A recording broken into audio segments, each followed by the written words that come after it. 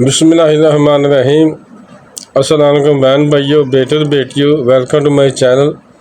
آج کی ویڈیو کا عنوان ہے کہ مسواک کے کیا فائدے ہیں۔ تو آج کی ویڈیو بہت اہم ہے، بہت محنت سے یہ آپ کے لیے بنائی گئی ہے۔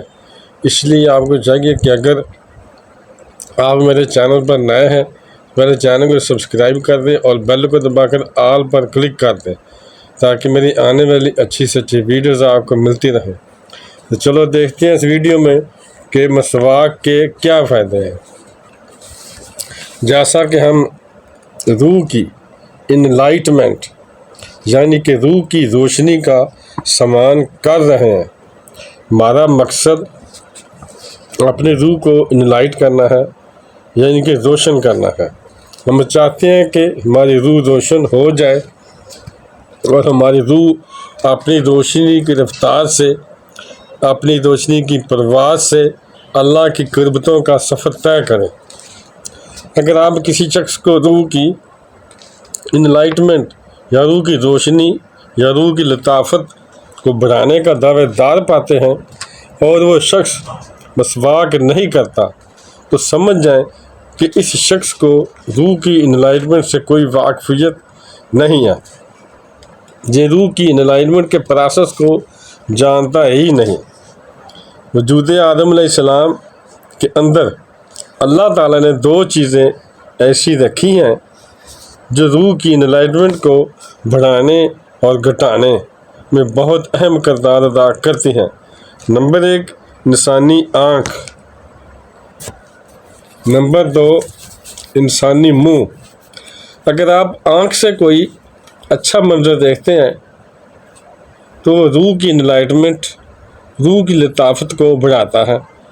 حضور جان عالم صلی اللہ علیہ وسلم نے فرمایا کہ صفائی نصف ایمان ہے۔ جب آپ کوئی صاف ستھرا ماحول دیکھتے ہیں تو آپ کی روح ایمان میں آ جاتی ہے، اس کی پرواز بڑھ جاتی ہے اور آپ بہت اچھا محسوس کرتے ہیں۔ گھر میں نماز پڑھنے اور مسجد میں نماز پڑھنے میں یہی فرق ہے۔ مسجد کیونکہ بہت صاف ستھری جگہ ہوتی ہے، وہاں پر بہت ہی صاف ماحول ہوتا ہے۔ جب آپ اس پاکیزہ ماحول میں جاتے ہیں آپ کے روح کی لطافت بڑھ جاتی ہے، اور جب انسانی آنکھ کوئی برا منظر دیکھتی ہے، کوئی نجس معاملات اس کی نظر سے گزرتے ہیں، جب اس کی نگاہ کوئی غیر شرعی معاملات کو دیکھتی ہے، اس کا فوراً اثر انسان کے روح پر پڑتا ہے، اس کی روح کی لطافت کم ہونا شروع ہو جاتی ہے۔ جو روح انلائٹمنٹ اور نور کی طرف جا رہی تھی وہ تاریکی یعنی کہ اندھیرے اور گندگی کی طرف جانا شروع ہو جاتی ہے۔ لیکن کیونکہ ہمارا آج کا موضوع آنکھ نہیں بلکہ دوسرا جزو ہے جس کو منہ کہا جاتا ہے۔ ناظرین، آپ کوئی بھی چیز منہ کے ذریعے اپنے وجود میں اتارتے ہیں تو جو پہلی جگہ ہے، پہلی چیز ہے جو اس چیز کو لمس کرتی ہے، اس کو پکڑتی ہے، یعنی کہ اس چیز سے ٹکراتی ہے، وہ انسان کے دانت ہیں۔ انسانی وجود کے اندر اللہ تعالیٰ نے منہ کے اندر جو دانت رکھے ہیں وہ سب سے پہلے آپ کی خوراک کے ساتھ ٹکراتے ہیں، وہ اس کے ساتھ پروسیس کرتے ہیں، یعنی عمل کرتے ہیں۔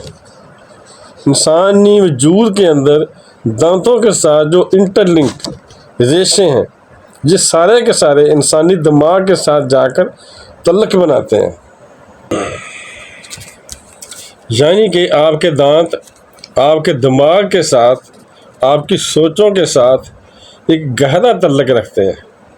اب بہت سارے ناظرین آنکھوں کی تو حفاظت کرتے ہیں، اس انلائٹمنٹ پروسیس میں بھی ہوتے ہیں، راہ طریقت میں بھی چل رہے ہوتے ہیں، لیکن وہ ایک چیز کا خیال نہیں رکھتے، کھانے کا۔ جب آپ گھر کے علاوہ باہر جاتے ہیں کھانا کھانے کے لیے تو آپ کسی ایسے شخص کے ہاتھ کا کھانا کھا سکتے ہیں جس کو آپ نہیں جانتے۔ اب وہ شخص ناپاک بھی ہو سکتا ہے، حالت جنابت میں بھی ہو سکتا ہے، وہ شخص بے نمازی بھی ہو سکتا ہے، وہ کسی بڑے گناہوں کے اندر مبتلا بھی ہو سکتا ہے، اس کی سوچیں ناپاک ہو سکتی ہیں۔ بہت سارے ایسے سائنز ہیں، یعنی اشارے ہیں، ایسی کثافتیں ہیں جو اس شخص کے اندر موجود ہو سکتی ہیں، یعنی اس کے اندر کوئی طریق نجی موجود ہو سکتی ہے۔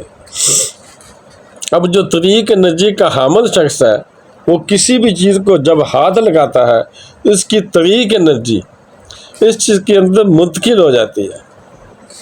اب وہ کوئی کھانا اگر بنا رہا ہے، اس کھانے کے اندر طریق نجی شامل ہو جائے گی۔ اسی طرح آپ نے کسی ٹھیلے سے کھایا، کہیں سے آپ نے کوئی چیز بھی کھائی، کوئی بنی ہوئی چیز آپ نے لے لی، اب آپ نے جیسے وہ چیز کھائی، اگر وہ چیز بنانے والا شخص ٹھیک حالت میں نہیں تھا، اس کی تمام طریق انرجیز جو تھیں وہ کھانے کے اندر آ چکی ہوتی ہیں، اس کے اندر شامل ہو چکی ہوتی ہیں۔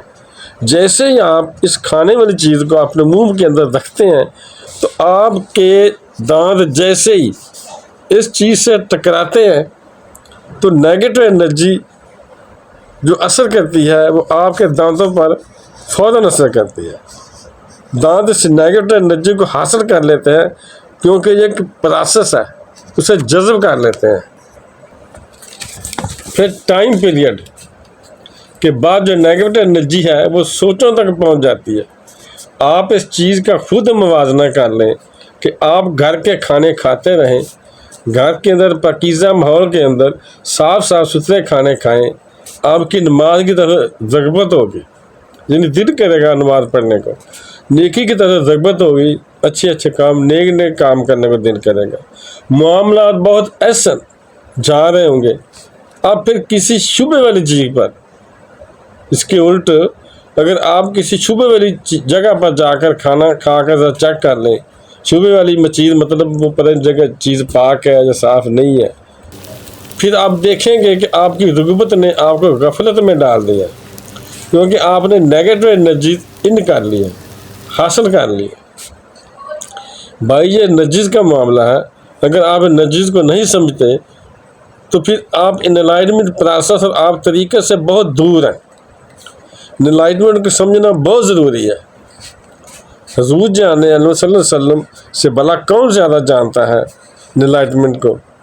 آپ صلی اللہ علیہ وسلم فرمایا کہ اگر مجھے یہ ڈر نہ ہوتا کہ میری امت مشکل میں پڑ جائے گی تو میں انہیں ہر نماز سے پہلے مسواک کرنے کا حکم دیتا کہ مسواک کیا کرو۔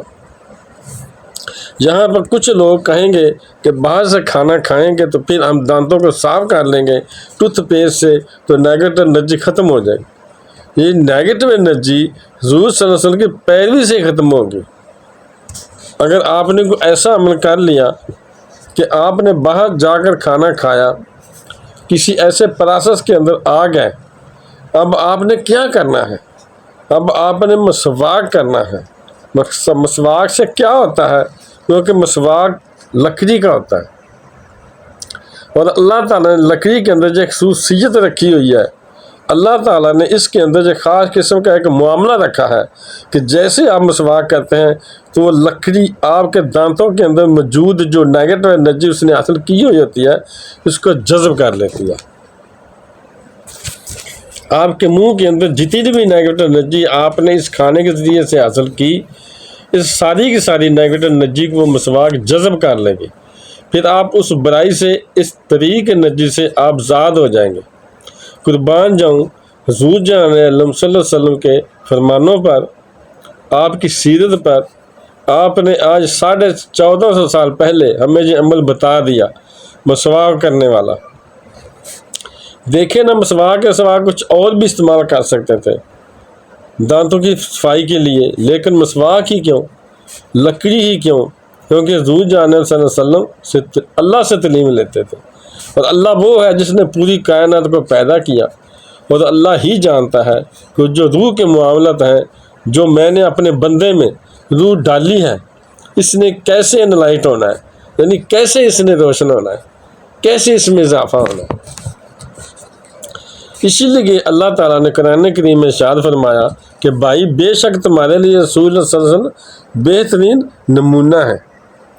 آپ صلی اللہ علیہ وسلم کی زندگی کو اپنائیں گے تو ہماری روح انلائٹ ہو جائے گی، روشن ہو جائے گی، معراج کی طرف جائے گی، اچھائی کی طرف جائے گی۔ اللہ کرے کہ آپ کو میری یہ بات سمجھ آ جائے اور کوشش کریں کہ مسواک کی عادت ڈالیں۔ اگر آپ میری اس ویڈیو کو سن کر بھی مسواک نہیں کریں گے تو پھر آپ انلائٹمنٹ کی طرف نہیں جا سکتے۔ کوشش کریں کہ اپنے گھر میں مسواک رکھیں، اس سے برکت بھی آئے گی، حضور جان صلی اللہ علیہ وسلم کی سنت بھی پوری ہوگی اور ثواب بھی ملے گا، اور آپ کی روح بھی انشاءاللہ انلائٹ ہو جائے گی، روشن ہو جائے گی۔